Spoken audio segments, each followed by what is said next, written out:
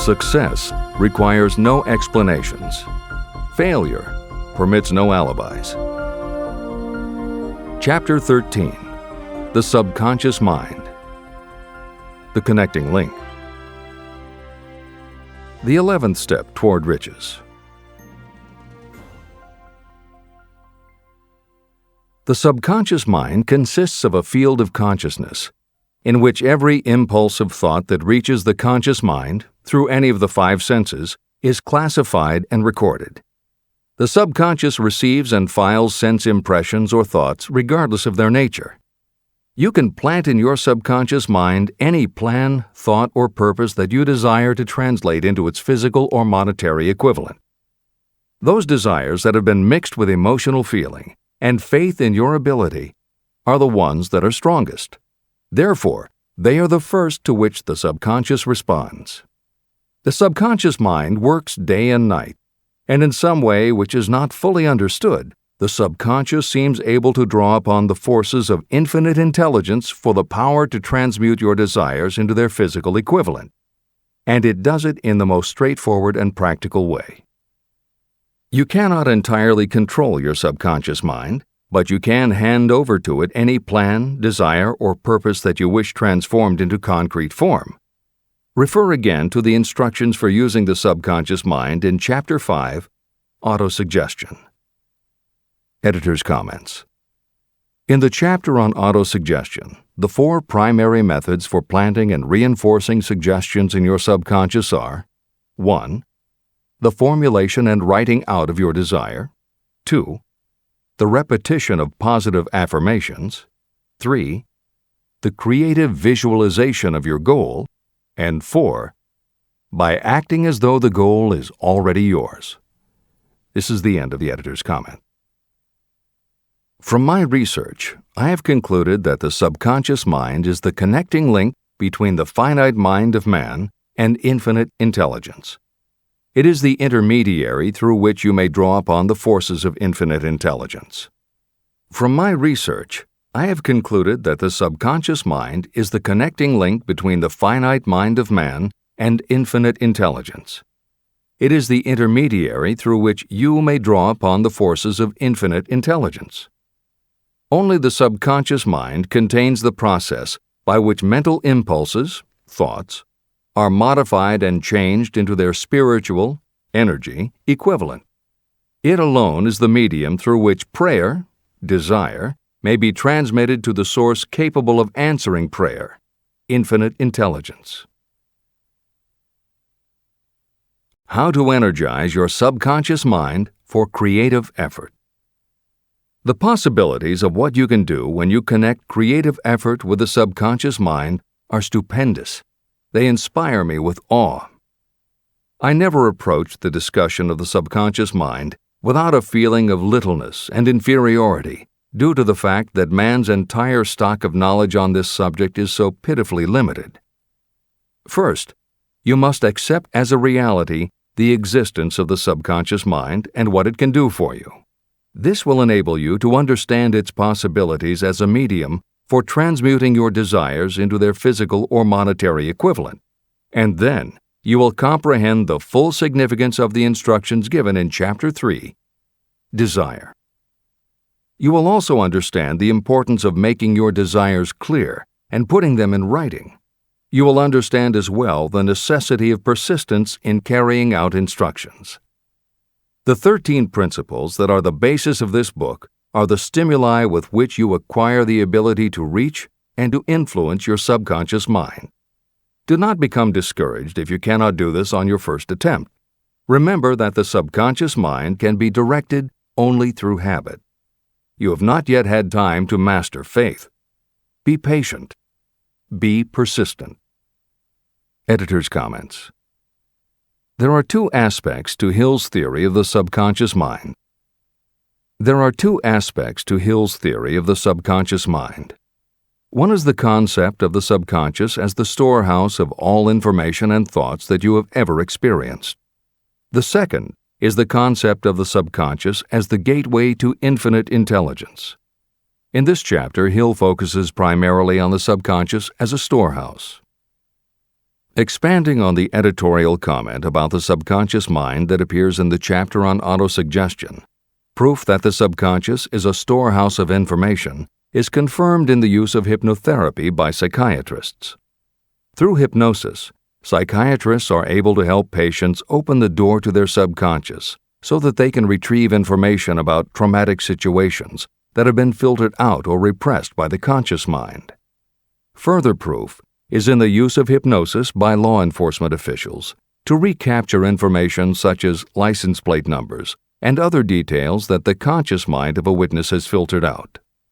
Although results vary from person to person, there is no doubt that the subconscious has access to information that the conscious mind does not. This storehouse aspect of the subconscious is what accounts for some ideas that come to us through creative imagination. In some instances, bits of information and ideas that our conscious mind has forgotten will connect with each other on a subconscious level to create a new idea, and that idea will be received by our creative intelligence, which presents it to us as a flash of inspiration.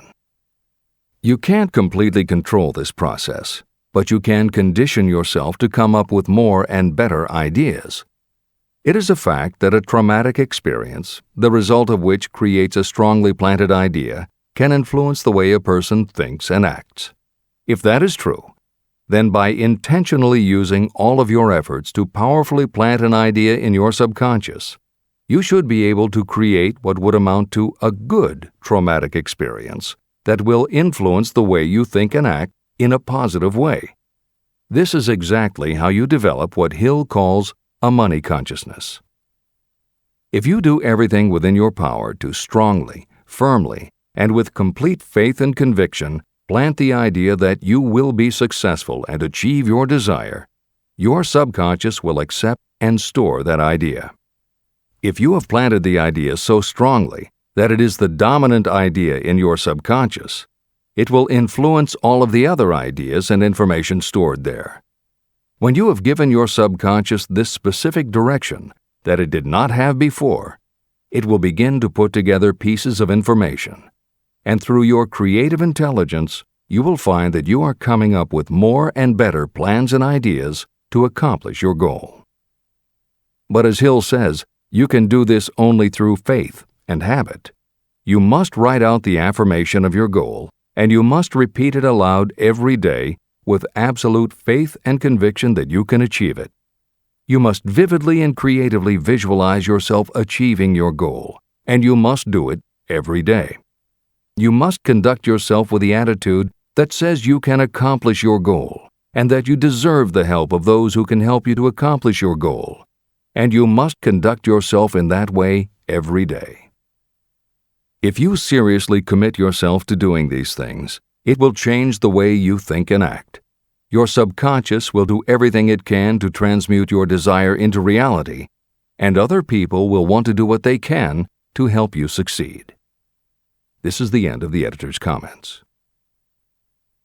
Many statements in the chapters on faith and on autosuggestion are repeated here for the benefit of your subconscious mind. Remember, your subconscious mind functions whether you make any effort to influence it or not. This means that thoughts of fear, poverty, and all negative ideas will affect your subconscious mind unless you master these impulses and give it more desirable food on which it may feed. The subconscious mind will not remain idle. If you don't plant desires in your subconscious mind, it will feed on the thoughts that reach it as the result of your neglect. Both negative and positive thoughts are reaching your subconscious mind continuously. These thoughts come from the four sources. 1. Consciously from other people. 2. Your subconscious. 3. Subconsciously from other people. And 4. Infinite intelligence. Every day, all kinds of thought impulses are reaching your subconscious mind without your knowledge. Some of these impulses are negative. Some are positive. Right now, you should be specifically trying to shut off the flow of negative impulses and actively working to influence your subconscious mind through positive impulses of desire. When you achieve this, you will possess the key that unlocks the door to your subconscious mind. Moreover, you will control that door so completely that no undesirable thought may influence your subconscious mind.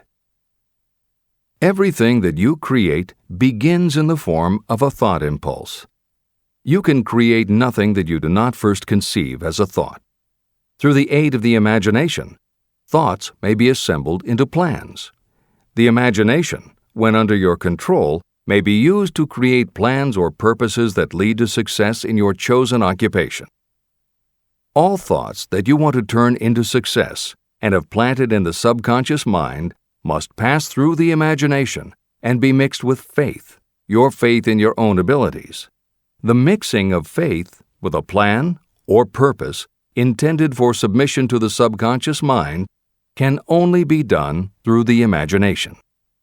From these statements, it should be clear that if you want to make use of your subconscious mind, it will call for the coordination and application of all 13 principles of success that are the basis of this book. Make your positive emotions work for you. The subconscious mind is more susceptible to influence by thought mixed with feeling or emotion than it is by thoughts originating solely in the reasoning portion of the mind. In fact, there is much evidence to support the theory that only emotionalized thoughts have any real influence on the subconscious mind. It is a fact that emotions or feelings rule the majority of people. If it is true that the subconscious mind responds better and faster to thoughts that are well mixed with emotion, it is essential to become familiar with the more important of the emotions. There are 7 major positive emotions and 7 major negative emotions. The negatives get into your thoughts naturally and go directly to your subconscious without any help from you. The positive emotions must be injected by you through the principle of autosuggestion into the thought impulse that you wish to pass on to your subconscious mind. These emotions or feeling impulses may be likened to yeast in a loaf of bread. They are the action element which transforms thought impulses from the passive to the active state. That is why thought impulses that have been well mixed with emotion are acted upon more readily than thought impulses originating in cold reason. Editor's comments. W. Clement Stone, Napoleon Hill's friend, mentor, and business partner, arranged for the publication of many of Napoleon Hill's later writings. The following is adapted from material that appears in 2 of these books, Napoleon Hill's Keys to Success and Believe and Achieve. Enthusiasm is a positive mental attitude, an internal impelling force of intense emotion, a power compelling creation or expression. Being enthusiastic is an impelling external expression of action. When you act enthusiastically, you accentuate the power of suggestion and autosuggestion. The sales manager, public speaker, minister, lawyer, teacher, or executive who acts enthusiastic by speaking in an enthusiastic, sincere manner develops genuine enthusiasm. If you act enthusiastic, your emotions will follow. By filling your conscious mind with enthusiasm, you also impress upon your subconscious mind that your burning obsession and your plan for obtaining it are certain things. Then, if your conscious enthusiasm dims, your subconscious will be there, full of images of your success to help you stoke your conscious fires of enthusiasm once again. This is the end of the editor's comments. You are preparing yourself to influence and control the inner audience of your subconscious mind in order to hand over to it the desire for money, which you wish transmuted into its physical, monetary equivalent. It is essential, therefore, that you understand the method of approach to this inner audience. You must speak its language. It understands best the language of emotion or feeling.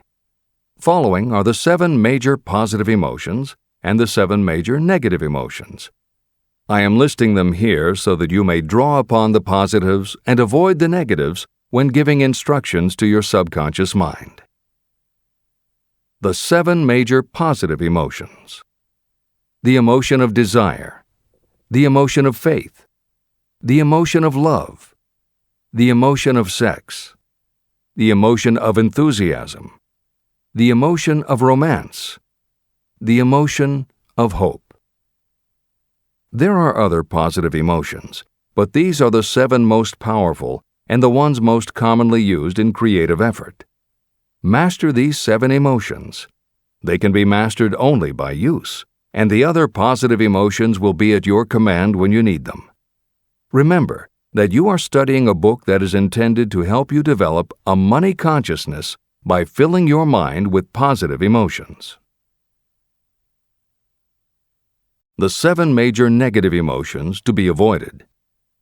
The emotion of fear, the emotion of jealousy, the emotion of hatred, the emotion of revenge, the emotion of greed, the emotion of superstition, the emotion of anger. Positive and negative emotions cannot occupy the mind at the same time. One or the other must dominate. It is your responsibility to make sure that positive emotions constitute the dominating influence of your mind. That is where the law of habit will help you. Form the habit of applying and using the positive emotions. Eventually, they will dominate your mind so completely that the negatives cannot enter it. Only by following these instructions literally and continuously can you gain control over your subconscious mind. The presence of a single negative in your conscious mind is sufficient to destroy all chances of constructive aid from your subconscious mind. Editor's comments. Napoleon Hill's concern about the susceptibility of the subconscious mind to negative thoughts, emotions, and comments is well known to professionals who work with these techniques. In clinical hypnotherapy, there is an axiom referred to as the law of reversed effect, which states that whenever there is a conflict between imagination and willpower, the imagination wins. When you attempt to plant an idea, if the subconscious already harbors a negative, trying to force the new idea has the reverse effect because the subconscious becomes obsessed with defending its established negative idea. And the harder you try to do something, the more the subconscious resists and the more difficult it becomes. Even the use of the word try is warned against because it gives the suggestion to the subconscious of a preconceived failure. The concept of trying implies an ongoing effort. You don't want to try. You want to succeed. If you ask your subconscious to help you try, it may do just that.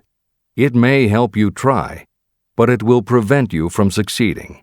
Because if you did succeed, then it could no longer help you try, which is what you asked it to do. The cautionary note about using the word try is just one example of the care that should be taken when formulating affirmations and using autosuggestion. The following are some other rules of thumb that most modern experts agree on. 1. Affirmations should always be stated as a positive. Affirm what you do want, not what you don't want. 2. Affirmations work best when they are short and very clear about a single desired goal. Take the time to write, rewrite, and polish your affirmation until you can express your desire in a short statement of precise and well-chosen words. 3. Affirmations should be specific about the desired goal, but not about how to accomplish it. Your subconscious knows better than you what it can do and how it can do it. 4. Do not make unreasonable time demands. Your subconscious can't make anything happen suddenly or now. 5. Just saying the words will have little effect. When you affirm your desire, you must do it with such faith and conviction that your subconscious becomes convinced of how important it is to you. As you affirm your desire to yourself, visualize it in your mind's eye as big as a billboard. Make it big, powerful, and memorable. 6. Repetition of your emotionalized affirmation is crucial. At this time, it is your habit to think one way. By repeating your affirmation often every day, your new way of thinking will begin to be your automatic response. Keep reinforcing it until it becomes second nature to you, and your habit will have become to think the new way, the way you want to think. This is the end of the editor's comments. We form habits based on the degree of reinforcement we receive. Habits make no moral judgments. They can be either good or bad. Both are formed through repetition. If we try something and like the results, we repeat the action. You can replace negative thoughts with positive ones. You can replace inaction with action, and you can form any habit you choose. Your thoughts are the only thing that you can completely control if you choose to do so. You can control your thoughts to control your habits. The secret of effective prayer. Most people resort to prayer only after everything else has failed, or else they pray by a ritual of meaningless words. And because most people who pray do so only after everything else has failed, they go to prayer with their minds filled with fear and doubt. Because fear and doubt are the emotions that are mixed with their prayer, these are the emotions the subconscious mind passes on, and these are the emotions that infinite intelligence receives and acts upon. If you pray for a thing, but as you pray you have fear that you may not receive it, or that your prayer will not be acted upon by infinite intelligence, your prayer will have been in vain. Prayer does sometimes result in the realization of that for which one prays. If you have ever had the experience of receiving something for which you prayed, go back in your memory and recall your actual state of mind while you were praying, and you will know for sure that the theory here described is more than a theory. The method by which you may communicate with infinite intelligence is very similar to the way the vibration of sound is transmitted by radio waves. Sound cannot be transmitted through the atmosphere until it has been changed into a very high rate of vibration. The radio station takes the sound of the human voice and modifies it by stepping up the vibration millions of times. Only in this way can the energy of sound be sent over distances. After this transformation has taken place, the energy, which originally was in the form of vibrations of sound, is broadcast or transmitted as a radio signal. When a radio set receives the high-speed transmission, it then reconverts that energy back to its original slower rate of vibration. And when it is stepped down to its original rate, it vibrates the diaphragm of the speaker, which reproduces the original sound of the voice. The subconscious mind is the intermediary that translates prayers or desires into terms that infinite intelligence can receive. The answer comes back to you in the form of a definite plan or idea for procuring the object of your prayer. When you understand this principle, you know why mere words read from a prayer book cannot serve as an agency of communication between the mind of man and infinite intelligence. Do not expect troubles, as they have a tendency not to disappoint. Chapter 14. The Brain. A broadcasting and receiving station for thought. The 12th step toward riches. It was while I was working with the late Dr. Alexander Graham Bell and Dr. Elmer R. Gates that I first proposed the idea that every human brain is both a broadcasting and receiving station for the vibration of thought.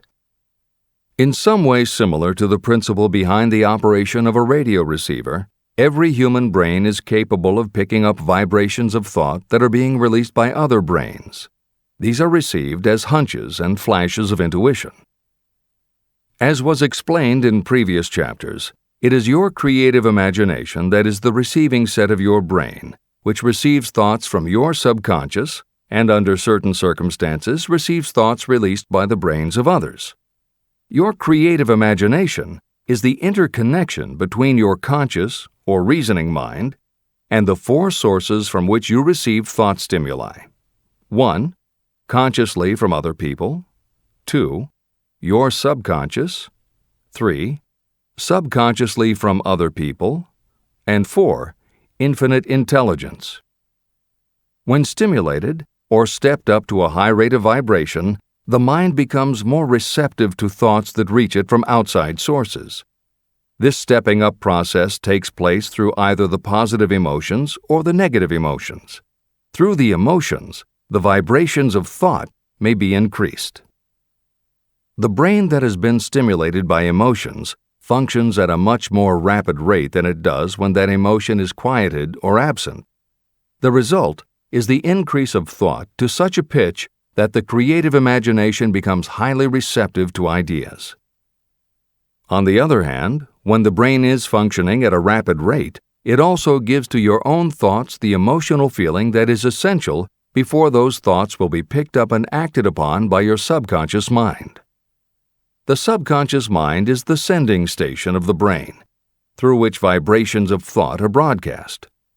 Autosuggestion is the medium by which you may put into operation your sending station. The creative imagination is the receiving set through which the energies of thought are picked up. Editor's comments. The following combines the above concept with the related materials from previous chapters to provide a step-by-step recap of Napoleon Hill's view of the process. 1. The brain is simultaneously both a broadcaster and a receiver. 2. Emotion affects both your ability to send and your ability to receive. When under the effect of strong emotion, the more powerfully you can send thoughts. When under the effect of strong emotion, the more receptive you are to receiving thoughts. 3. When you send thoughts, to where do you send them? You send them to your subconscious by using autosuggestion. 4. When you receive thoughts, where do they come from? They come from your subconscious and you receive them through your creative imagination. 5. Your subconscious mind has two aspects. Your subconscious is a storehouse of information, as explained in the previous chapter. Your subconscious is your connection to infinite intelligence. 6. Infinite intelligence is the medium through which you receive thoughts from other brains. Infinite intelligence is Hill's term for describing the following basic law of physics. Because everything in the universe is made of time, space, energy, or matter, and because matter is just energy in a different form, then everything is actually different parts of the same thing. This means that your subconscious mind, energy, has a common base with every other subconscious mind, energy. 7. Thoughts from other brains come to you as follows. When you are under the effect of a strong emotion and your receiver is especially receptive, sometimes its pull is so strong that it attracts a thought from the subconscious mind of another brain. It is able to do this because infinite intelligence interconnects your subconscious with the subconscious of the other brain. 8. These thoughts from other brains are what we refer to as intuition, hunches, déjà vu, and foreknowledge.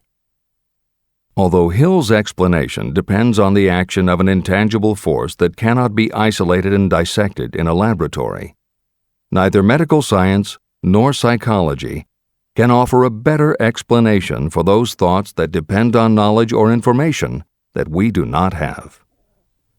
This is the end of the editor's comments. The greatest forces are intangible. In the past, we've depended too much on our physical senses and have limited our knowledge to physical things that we could see, touch, weigh, and measure. I believe we have entered the most marvelous of all ages, an age that will teach us more about the intangible forces of the world about us.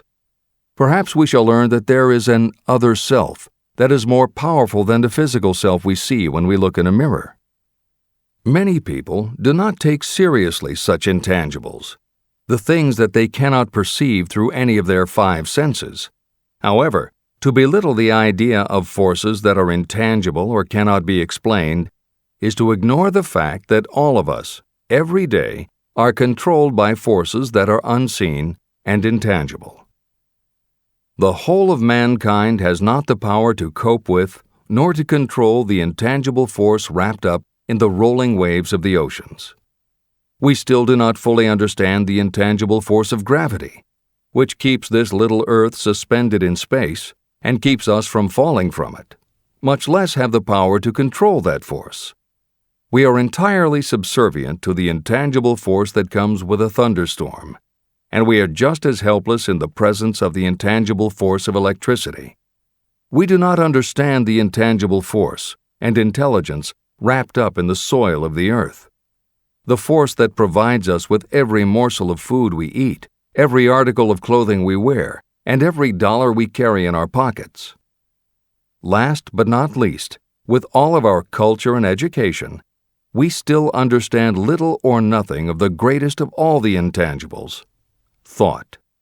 However, we have begun to learn a good deal about the intricate workings of the physical brain, and the results are stunning.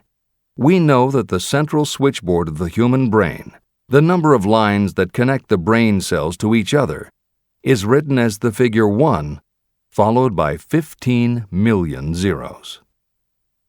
Dr. C. Judson Herrick of the University of Chicago says, "The figure is so stupendous that astronomical figures, dealing with hundreds of millions of light years, become insignificant by comparison. It has been determined that there are from 10 billion to 14 billion nerve cells in the human cerebral cortex, and we know that these are arranged in definite patterns. These arrangements are not haphazard. They are orderly. It is inconceivable to me that such a network of intricate machinery should be in existence for the sole purpose of carrying on the physical functions connected with the growth and maintenance of the physical body. Is it not likely that the same system, which gives billions of brain cells the media for communication, one with another, also provides the means of communication with other intangible forces?" Editor's comments. In the time since Hill wrote the above comments, we have learned a great deal more about the physical brain and how it operates. We understand much about the chemistry of the brain. We can measure the energies it releases. We know which areas control the various functions of the body and which areas affect memory, emotions, reasoning, and many other subtleties related to the thinking process. Through surgery, medication, and other techniques, we know how to prevent the brain from having certain kinds of thoughts. And we know how to encourage the brain to produce certain other kinds of thoughts when we want it to. For instance, a specific area can be stimulated, and you will have pleasurable thoughts. But we cannot yet control what those pleasurable thoughts will be, and we have no idea what the bits and pieces of information are that go into your pleasurable thoughts. With all of our advanced knowledge about the physical brain, we still don't know how to make it have a specific thought or idea, especially not an original thought or a creative idea. And medical science offers no better theory than Hill's as to how we could have an intuition or hunch made up from information that we don't have and were never exposed to. In short, the physical properties of the brain confirm that it is where the thinking process takes place. But it does not offer the answer to the question of how it happens, or how thoughts from one brain might travel to another. In previous commentaries, we pointed to the laws of physics as they relate to Hill's theory about the interconnectedness of all things. And although this is not meant to be a science lesson, it may reassure you to know that the work of renowned scientists lends support to the idea. Quantum theory deals with subatomic particles so minuscule that they are almost at the level of the basic stuff from which everything is made. Albert Einstein developed what is called the EPR effect. Einstein, Podolsky, and Rosen, and Irish physicist John Stuart Bell proposed Bell's theorem, both of which pertain to the concept that when two linked subatomic particles are separated from each other, when a change is made to particle A, the same change will instantly happen in particle B, even though the two are distant from each other. Another related concept is called the holographic brain or holographic universe, and is named after an unusual quality of holograms. It is a fact that if you cut a hologram in half, you don't get two halves of a picture. You get two separate but complete pictures. Cut either one of those in half, and you get another two complete pictures. Cut other pieces, and again you get whole images. Every part of a hologram has the whole of the information in the original. In the 1970s, Carl Pribram, a neurophysiologist at Stanford University, announced the results of his studies, which suggest that memory is not in a specific part of the brain, but is spread throughout the brain like the image on a holographic plate. At almost the same time, renowned physicist David Bohm proposed that the workings of the universe were like a holographic image, that among all things there is total interconnectivity, and that all things influence all other things. In effect, every part of the universe contains the whole of the universe. That is probably more than enough science for most readers. The point is, Hill was not alone in his conclusion that through some intangible force, your subconscious shares interconnectivity with everything else in the universe. Previously, the example was given of the folds and bumps in a tablecloth, all being different, but all still tablecloth. Here is another way to envision the intangible interconnection of all things. Suppose you were to drill 5 holes in a wall and have someone outside the room put their fingers and thumb through the holes and wiggle them. If you then bring into your room someone who only believes in tangible things that he or she can see, that person will see 5 separate objects that can move independently of each other. You may tell the person that behind the wall the objects are connected and all part of the same hand, but because they cannot see the connection and disbelieve anything they don't understand, the person will not be convinced. Neither modern medicine, nor psychiatry, nor technology can yet conclusively show us behind the wall. But the fact remains, we have all had a hunch about somebody, and it turns out to be right. A premonition that something will happen, and it does. Or a feeling that something isn't right with someone who is not there with you, and it turns out to be true. How does this information come to us? As mentioned previously, psychologist Carl Jung called the intangible connection the collective unconscious, also called universal subconscious.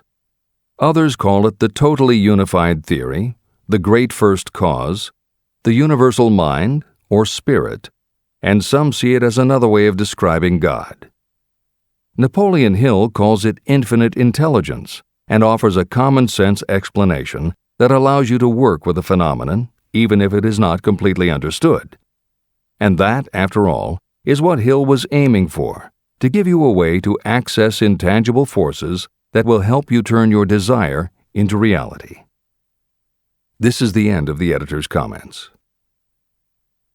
After this book had been written, just before the manuscript went to the publisher, the New York Times published an editorial showing that at least one great university and one intelligent investigator in the field of mental phenomena are carrying on an organized research through which conclusions have been reached that parallel many of those described in this and the following chapter. The editorial briefly analyzed the work carried on by Dr. J.B. Rhine and his associates at Duke University. From the New York Times. What is telepathy?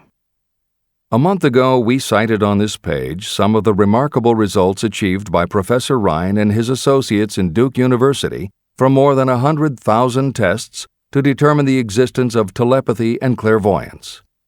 These results were summarized in the first 2 articles in Harper's Magazine. In the second, which has now appeared, the author, E.H. Wright, attempts to summarize what has been learned, or what it seems reasonable to infer, regarding the exact nature of these extrasensory modes of perception. The actual existence of telepathy and clairvoyance now seems to some scientists enormously probable as the result of Rhine's experiments. Various percipients were asked to name as many cards in a special pack as they could without looking at them and without other sensory access to them. About a score of men and women were discovered who could regularly name so many of the cards correctly that there was not one chance in many a million of their having done their feats by luck or accident. But how did they do them? These powers, assuming that they exist, do not seem to be sensory. There is no known organ for them. The experiments work just as well at distances of several hundred miles as they did in the same room. These facts also dispose, in Mr. Wright's opinion, of the attempt to explain telepathy or clairvoyance through any physical theory of radiation. All known forms of radiant energy decline inversely as the square of the distance traversed. Telepathy and clairvoyance do not. But they do vary through physical cause, as our other mental powers do. Contrary to widespread opinion, they do not improve when the percipient is asleep or half asleep, but on the contrary, when he is most wide awake and alert. Rhine discovered that a narcotic will invariably lower a percipient's score, while a stimulant will always send it higher. The most reliable performer apparently cannot make a good score unless he tries to do his best. One conclusion that Wright draws with some confidence is that telepathy and clairvoyance are really one and the same gift. That is, the faculty that sees a card face down on a table seems to be exactly the same one that reads a thought residing only in another mind. There are several grounds for believing this. So far, the two gifts have been found in every person who has either of them. If you have the abilities, both seem to be of equal strength. Screens, walls, distances have no effect at all on either. Wright expresses his hunch that other extrasensory experiences, such as prophetic dreams, premonitions of disaster, and the like, may also prove to be part of the same faculty. The reader is not asked to accept any of these conclusions, but the evidence that Rhine has piled up must remain impressive. In 1927, Dr. J.B. Rhine and his wife, Dr. Louisa E. Rhine, joined Professor William McDougall, chairman of the psychology department at Duke University, to create a lab that would apply strict scientific procedures to the study of psychic phenomena. They developed scientific methodologies and procedures to study, identify, and test individuals who demonstrated unusual abilities. It was Dr. Rhine who coined the term extrasensory perception, ESP, and he adopted the word parapsychology to describe their studies. It is fair to say that the research done at the Rhine Lab is some of the most advanced work on the entire subject. In 1962, they created the Foundation for Research into the Nature of Man in order to continue their studies independent of the university and to publish related works. In 1995, the name was changed to the Rhine Research Institute. This is the end of the editor's comments. How to join minds in teamwork. In view of Dr. Rhine's findings about the conditions under which the mind responds to what he terms extrasensory modes of perception, I would like to add my own observations. My associates and I have discovered what we believe to be the ideal conditions under which the mind can be stimulated so that this sixth sense can be made to function in a practical way. To begin with, I should explain that there is a close working alliance between myself and two members of my staff. Through experimentation and practice, we have discovered how to stimulate our minds so that we can, by a process of blending our three minds into one, find the solution to a great variety of problems that are submitted by my clients. The procedure is very simple. We sit down at a conference table, clearly state the nature of the problem we have under consideration, then begin discussing it. Each contributes whatever thoughts may occur by applying the principle used in connection with the invisible counselors described in the next chapter. The strange thing about this method of mind stimulation is that it places each participant in communication with unknown sources of knowledge definitely outside their own experience. If you understand the principle described in the chapter on the mastermind, you of course recognize the round table as being a practical application of the mastermind. This method of mind stimulation, through the discussion of definite subjects between three people, illustrates the simplest and most practical use of the mastermind. When you tap into the power of your mastermind group, you will find that the more you work together, the more each member will learn to anticipate the ideas of others and to connect immediately with their intense enthusiasm and inspiration. You cannot completely control this process, but the more you use it, the more it will come into play. By adopting and following a similar plan, you will be making use of the famous Carnegie formula described in Chapter 1. If it means nothing to you at this time, mark this page and read it again after you have finished the last chapter. Great achievement is usually born of great sacrifice and is never the result of selfishness. Chapter 15. The Sixth Sense, the Door to the Temple of Wisdom, the 13th Step Toward Riches. The 13th principle is known as the Sixth Sense, through which infinite intelligence may and will communicate voluntarily without any effort from or demands by the individual. This principle is the apex of the philosophy of success. It can be assimilated, understood, and applied only by first mastering the other 12 principles. The sixth sense is that portion of the subconscious mind that has been referred to as the creative imagination. It has also been referred to as the receiving set through which ideas, plans, and thoughts flash into the mind. The flashes are sometimes called hunches or inspirations. The sixth sense defies description. It cannot be described to a person who has not mastered the other principles of this philosophy, because such a person has no knowledge and no experience with which the sixth sense may be compared. After you have mastered the principles in this book, you will be prepared to accept as truth a statement that may otherwise be incredible to you.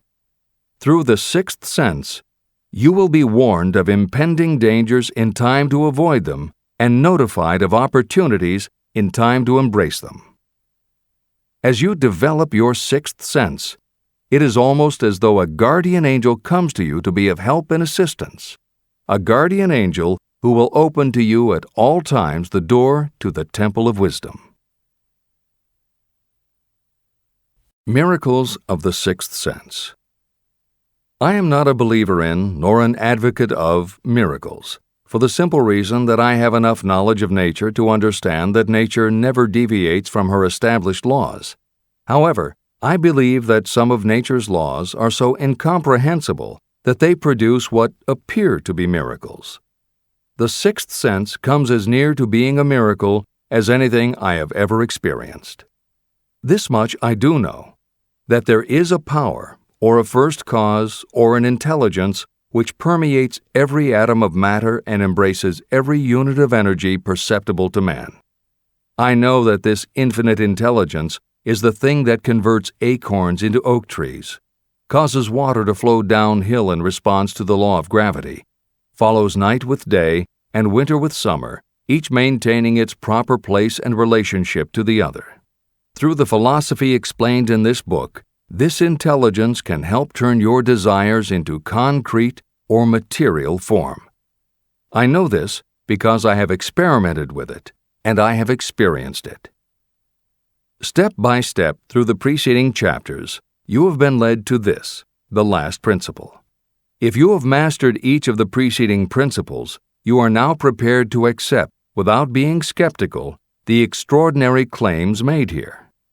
If you have not mastered the other principles, you must do so before you may determine definitely whether or not the claims made in this chapter are fact or fiction. Let great people shape your life.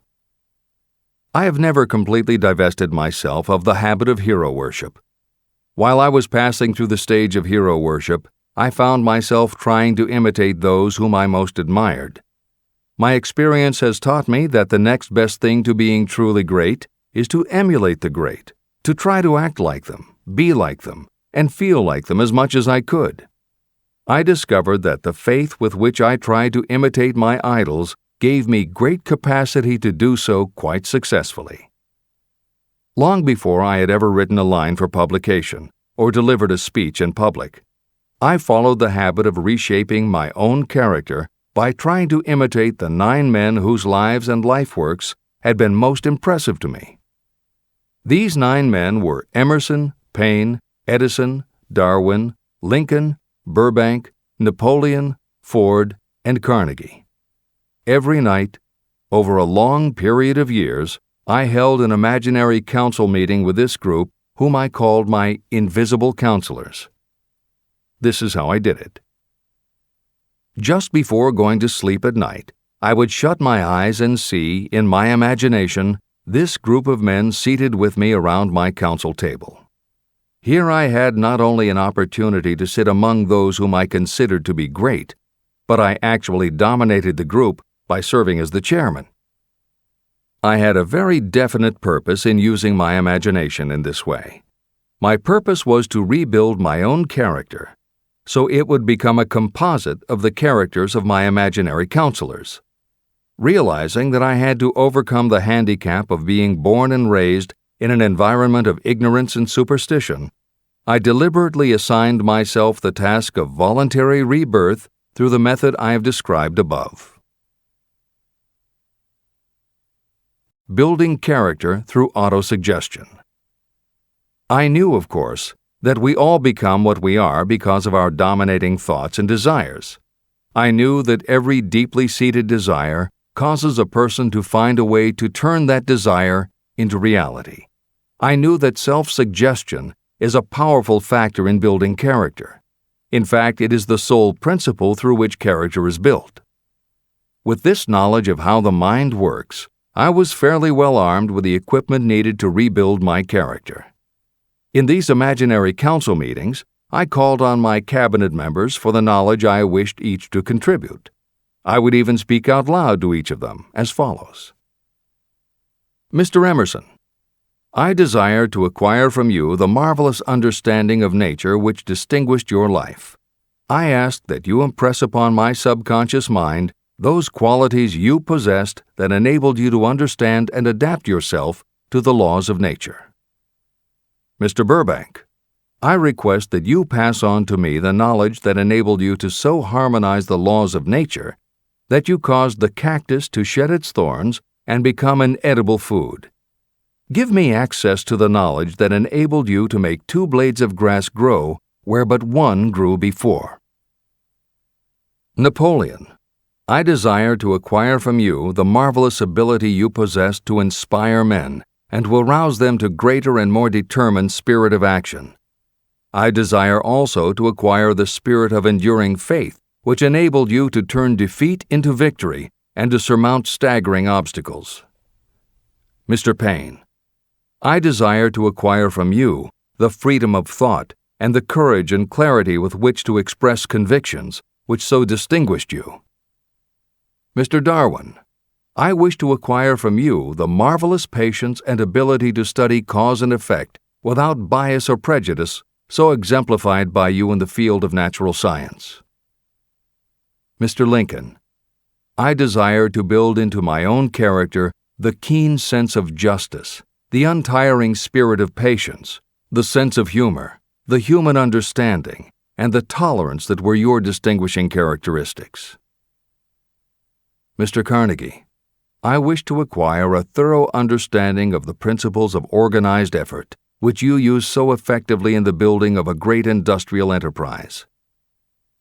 Mr. Ford, I wish to acquire your spirit of persistence, the determination, poise, and self-confidence that have enabled you to master poverty and to organize, unify, and simplify human effort so I may help others to follow in your footsteps. Mr. Edison, I wish to acquire from you the marvelous spirit of faith with which you have uncovered so many of nature's secrets, the spirit of unremitting toil with which you have so often wrested victory from defeat. The startling power of imagination. My method of addressing the members of my imaginary cabinet would vary according to the traits of character I was most interested in acquiring. I studied the records of their lives with painstaking care. After some months of this nightly procedure, I was astounded as each time my imaginary counselors started to become more and more real to me. Each of these 9 men developed individual characteristics that surprised me. For example, Lincoln developed the habit of always being late, then walking around in solemn parade. He always wore an expression of seriousness on his face. Rarely did I see him smile. This was not true of the others. Burbank and Payne often indulged in witty repartee, which seemed at times to shock the other members of the cabinet. On one occasion, Burbank was late. When he came, he was excited with enthusiasm and explained that he had been late because of an experiment he was making, through which he hoped to be able to grow apples on any sort of tree. Payne chided him by reminding him that it was an apple that started all the trouble between man and woman. Darwin chuckled as he suggested that Payne should watch out for little serpents when he went into the forest to gather apples, as they had the habit of growing into big snakes. Emerson observed, "No serpents, no apples," and Napoleon remarked, "No apples, no state." These meetings became so realistic that I became fearful of their consequences and discontinued them for several months. The experiences were so uncanny, I was afraid that if I continued them, I would lose sight of the fact that the meetings were purely experiences of my imagination. In writing this book, this is the first time that I've had the courage to mention this. I knew from my own attitude in connection with such matters that I would be misunderstood if I described my unusual experience. I now have the courage to put this on the printed page, because I am now less concerned about what they say than I was in the years that have passed. While the members of my cabinet may be purely fictional, and the meetings existed only in my own imagination, they have led me into glorious paths of adventure, rekindled my appreciation of true greatness, encouraged my creativity, and inspired me to be honest and bold in expressing my thoughts. Editor's comments. Napoleon Hill's experience with his imaginary counselors is not as uncommon as it may seem on first reading. In fact, it happens to novelists all the time. As an author proceeds with the writing of a book, there will come a point when the characters in the novel become so well defined in the author's mind that the personalities of the characters themselves begin to suggest plot points and dialogue that the author never planned. Often the thoughts that come to the author when he or she is in the character are completely original, and in real life would never have occurred to the author. Psychiatrists, therapists, and motivational experts also use this phenomenon when they work with role-playing.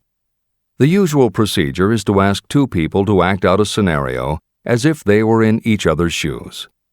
If this is done in a situation where the participants do not feel embarrassed or self-conscious, and if the people will allow themselves to become submerged and seriously try to become the other person, the results can be stunning. Depending on the faith with which you approach it, you can get not just a general sense of what the other person is going through, but also have flashes of insight, actually feel what the other person feels, and gain a real understanding about the reactions or motivations of others. Why it works is just as much a mystery as why you get hunches. It may be simply that when your imagination creates a character, it doesn't give the character inhibitions, so when you think through the character, your mind is less restricted. Regardless, the fact is that by using your imagination to project yourself into other characters, you can open yourself to ideas that you don't normally have access to, and you can use this mental phenomenon as one of the tools that will help you turn your desire into success. This is the end of the editor's comments. Tapping the source of inspiration. Somewhere in the cell structure of the brain is something that receives the vibrations of thought ordinarily called hunches. So far, science has not discovered where this sixth sense is located, but this is not important. The fact remains that human beings do receive accurate knowledge through sources other than the physical senses. Generally, such knowledge is received when the mind is under the influence of extraordinary stimulation. Any emergency that arouses the emotions and causes the heart to beat more rapidly may bring the sixth sense into action. Anyone who has experienced a near accident while driving knows that the sixth sense often comes to your rescue and by split seconds helps to avoid the accident. I mention this as background to the following statement of fact. On many occasions when I have faced emergencies, some of them so grave that my life was in jeopardy, I have been miraculously guided past these difficulties through the influence of my invisible counselors. My original purpose in conducting council meetings with imaginary beings was solely to use autosuggestion to impress upon my subconscious mind certain characteristics that I wanted to acquire. In more recent years, my experimentation has taken on an entirely different trend. I now go to my imaginary counselors with every difficult problem that confronts me and my clients. During my meetings with these invisible counselors, I find my mind most receptive to ideas, thoughts, and knowledge that reach me through the sixth sense. The results are often astonishing, although I do not depend entirely on this form of counsel. The sixth sense is not something that one can take off and put on at will. Ability to use this great power comes slowly through application of the other principles outlined in this book. No matter who you are, or what may have been your purpose in reading this book, you can profit by it even if you don't fully understand how or why the principle described in this chapter works. This is especially true if your major purpose is that of accumulation of money or other material things. This chapter on the sixth sense was written because the book is designed to present a complete philosophy by which individuals may unerringly guide themselves in attaining whatever they ask of life. The starting point of all achievement is desire. The finishing point is the kind of knowledge that leads to understanding. Understanding of yourself, understanding of others, understanding of the laws of nature, and the recognition and understanding of happiness.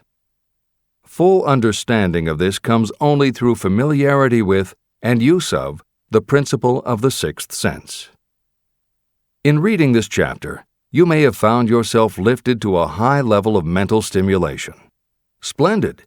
Come back to this again a month from now, read it once more, and observe that your mind will soar to a still higher level of stimulation. Repeat this experience from time to time, giving no concern as to how much or how little you learn at the time. Eventually, you will find yourself in possession of a power that will enable you to throw off discouragement, master fear, overcome procrastination, and draw freely upon your imagination. Then you will have felt the touch of that unknown something that has been the moving spirit of every truly great thinker, leader, artist, musician, writer, or statesman. Then you will be in a position to transmute your desires into their physical or financial counterpart as easily as you may lie down and quit at the first sign of opposition. The man who actually knows just what he wants in life has already gone a long way toward attaining it. Chapter 16. The Six Ghosts of Fear. How many are standing in your way? Take inventory of yourself as you read this closing chapter and find out how many of the ghosts are standing in your way. Before you can put any portion of this philosophy into successful use, your mind must be prepared to receive it. The preparation is not difficult. It begins with study, analysis, and understanding of three enemies that you will have to clear out: indecision, doubt, and fear. The sixth sense will never function while these three negatives, or any one of them, remain in your mind. The members of this unholy trio are closely related. Where one is found, the other two are close at hand. Indecision is the seedling of fear. Remember this as you read. Indecision crystallizes into doubt. The two blend and become fear. The blending process often is slow. This is one reason why these three enemies are so dangerous. They germinate and grow without their presence being observed. The remainder of this chapter describes a state of mind that you must attain before the philosophy can be put into practical use.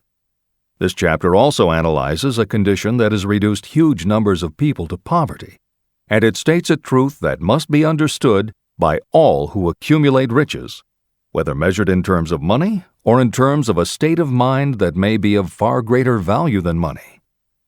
The purpose of this chapter is to turn the spotlight of attention on the cause and the cure of the 6 basic fears. Before you can master an enemy, you must know its name, its habits, and where to attack it. As you read, analyze yourself carefully and determine which, if any, of the 6 common fears have attached themselves to you. And keep in mind that sometimes they are hidden in the subconscious mind, where they are difficult to locate and still more difficult to eliminate. The 6 basic fears. There are 6 basic fears. At one time or another, every person suffers from some combination of these fears.